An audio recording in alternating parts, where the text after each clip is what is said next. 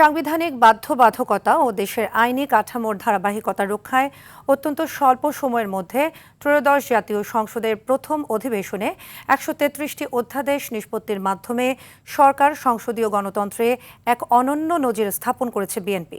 নিষ্পত্তিকৃত অধ্যাদেশগুলোর মধ্যে মানবাধিকার কমিশন, গুম প্রতিরোধ ও প্রতিকার সংক্রান্ত অধ্যাদেশ সহ ১৬টি অধ্যাদেশ অধিকতর যাচাই বাছাইয়ের জন্য পুনরায় বিল আকারে সংসদে উত্থাপন করা হবে।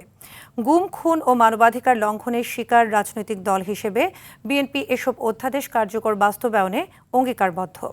সংশ্লিষ্ট অংশীজনদের সঙ্গে আরও পরামর্শ ও যাচাই বাছাইয়ের প্রয়োজনীয়তার বিষয়টি সংশ্লিষ্ট বিলগুলোতে উল্লেখ করা হয়েছে।